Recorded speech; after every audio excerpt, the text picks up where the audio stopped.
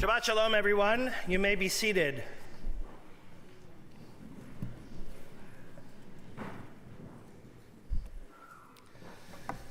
The world lost a fantastic leader and rabbi this week.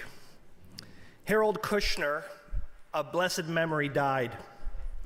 For those of you who never had the blessing of knowing Rabbi Kushner personally, you probably knew of him and his works. First of all, his nephew, Izzy Kushner, is not only a member of our synagogue, but part of our executive leadership team here at the temple. But most of you became familiar with Rabbi Kushner in 1981, a few short years after tragedy fell upon Rabbi Kushner, and he wrote a book entitled, When Bad Things Happen to Good People. The book was sparked by a tragedy in Rabbi Kushner and his own wife's life.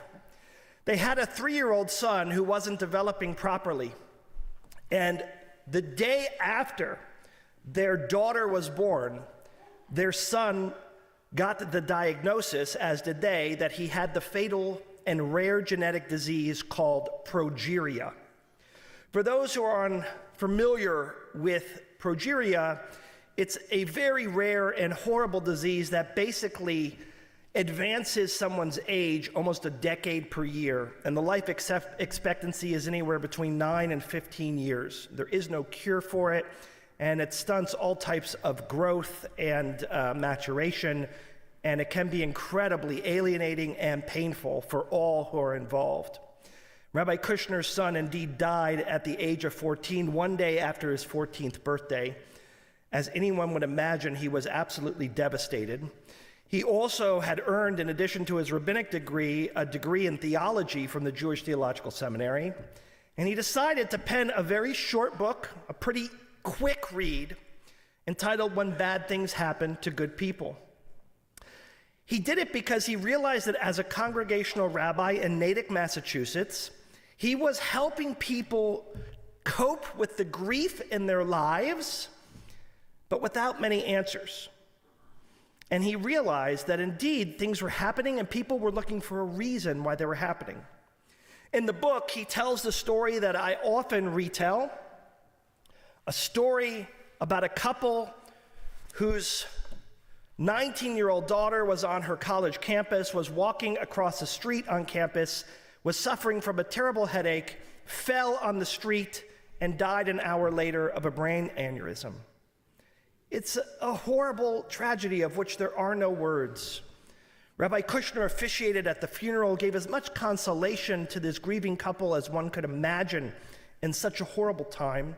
And about a month and a half later, the family came in to see the rabbi in his office. He sat with them in a very pastoral way and gave them all of the empathy and sympathy and time that they needed. They looked at him with this pain in their eyes, and then they blurted out together in unison this confession, this admission to the rabbi. They said, "Rabbi, we didn't fast last Yom Kippur." They were convinced that the reason why their daughter died of an aneurysm on her college campus was because they chose not to fast on Yom Kippur. They believed in this idea of reward and punishment, and that things were happening for a reason, but a reason that just didn't make sense. It was moments like these in the pastoral role of Rabbi Kushner that he experienced as a father and as a rabbi that stoked him to pen this first book. Never did he imagine it would get the response that it received. And what he said to the New York Times on the 25th anniversary of the book in 1996, which sold, I think, close to 10 million copies in its first years alone and sat on top of the New York Times bestseller list for years, was that what he realized was that the world, not necessarily the Jewish world, but the belief-based world, people who were part of a religion, whether it be any form of Christianity, any denomination of Judaism, any stream of Islam, or any other major religion, that people in these religions were suffering, and religion did not have an answer for them. Religion couldn't console them. Religion couldn't explain to them. Religion couldn't help them grieve. We know that there are problems with theology based on this very same concept. In the second paragraph of the Shema, the paragraph that is most often overlooked, that most people don't know, that most people for sure don't know by heart, is this very same theological concept that tells us if we're good, rain will fall, which is, of course, a metaphor. And if we're not good, well, then our lands will be dry, continuing the metaphor. The only problem is that we know sometimes we're not good and the rain comes down. And sometimes we are good and the rain is barren. So what happened through this personal lens and this bearing of his soul that Rabbi Kushner put in this book about the grief in which he suffered was he finally started introducing something to American belief-based conversation, and in particular Jewish-based conversation, that really was absent for decades before. And that is God. People didn't talk about God. People didn't discuss where is God, when is God, how is God, why is God. And Rabbi Kushner opened up the floodgates to discussing God with all of us and telling us God is sometimes hard to understand, but we have to put proper parameters on God and our understanding of God. There was a study a handful of years ago that was done where they took two groups of people in a hospital who were all in the ICU, all with terminal conditions. Half of the group were faith-based, the other half were not. And a group of people prayed on behalf of those who were faith-based, and those who were not, they didn't pray for. And what happened? Nothing. Meaning the diagnosis and the trajectory of the illness for the people who were prayed for and the people who weren't were basically identical. And Kushner responded in his brilliant way, even a handful of years ago, sharp as a tack. He said, that's not what God is. Too many people in the world of faith believe that God is equivalent to Santa Claus, that you pray for something and that it will happen for you, and if it doesn't happen for you, God didn't hear you. That isn't how God works, he says. What heals people who are sick is doctors and medicine. But what gives people the bravery to deal with their illness, what gives families the conviction and the strength to give support and love, what gives us the bandwidth to find time when we're addressing these challenges, that is the inspiration of God. He came to the conclusion in his book and throughout his life that sometimes we cannot explain the bad things that happen to good people. And there are other times that we can't justify the good things that happen to bad people. And it can be incredibly frustrating. But he gets us to understand this concept that that's not the notion of how God works. God in many ways is more complicated, and in other ways a lot more simplistic. But we shouldn't confuse the role of God and the needs of God for what it is that we are expecting from God. The rabbis, throughout their history, have struggled with this very concept. And to be fair, it's not limited to the rabbis.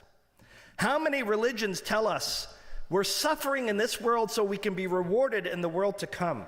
That's a basic tenet of Christianity and of Islam.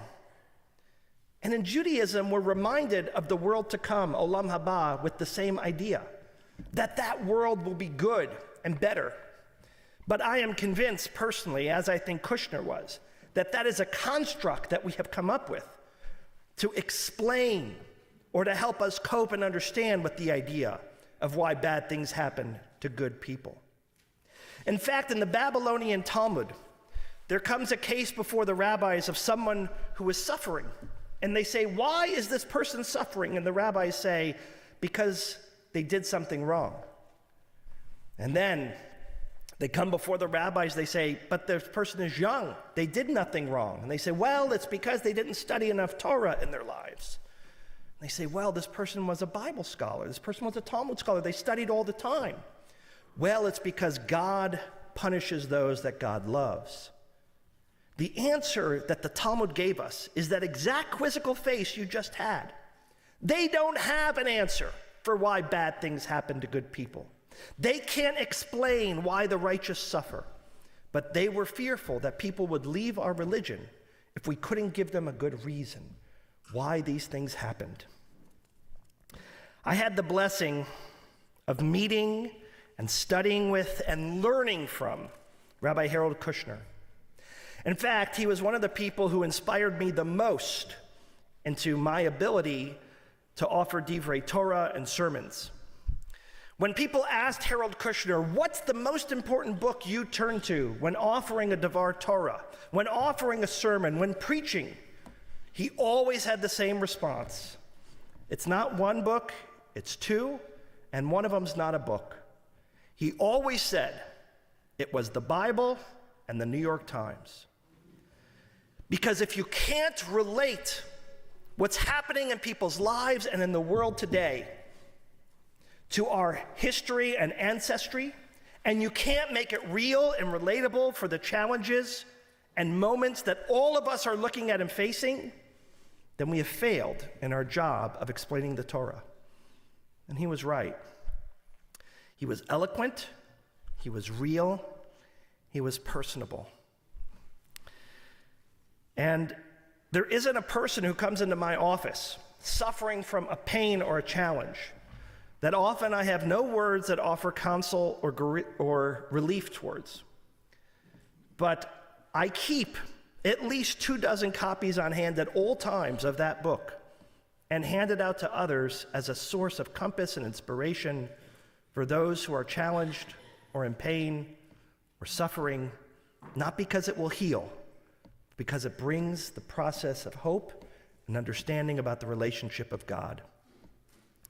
In closing today, I'd like to read something Harold Kushner wrote. He wrote it just a couple of years ago, before his death, and it is quite beautiful. He wrote a letter to the world. Dear world, we've been through a lot together over the past 8 decades, you and I. Marriages, births, deaths, fulfillment, and disappointment, war and peace, good times and hard times. There were days when you were more generous to me than I could possibly have deserved. And there were days when you cheated me out of things I felt entitled to. There were days when you looked so achingly beautiful that I could hardly believe you were mine. And there were days when you broke my heart and reduced me to tears. But with it all, I choose to love you, world. I love you whether you deserve it or not. I love you in part because you are the only world I have. I love you because I like who I am so much better when I love you. But mostly I love you, world, because loving you makes it easier for me to be grateful for today and hopeful about tomorrow. Love does that. I love you, world. Faithfully yours, Rabbi Harold Kushner. I think Rabbi Kushner is sitting in the Yeshiva Shalmala, in the heavenly abode, sitting down and having a very important meeting and a good conversation with a lot of questions answered with God. And I pray that sitting by his side is his son Aaron, his wife who predeceased him, and a world that looks up to him in appreciation for introducing us 4 decades ago to that conversation about God and bringing God into all of the faith world's lives. May his memory be a blessing, and may he forever rest in the peace that he deserves. Amen.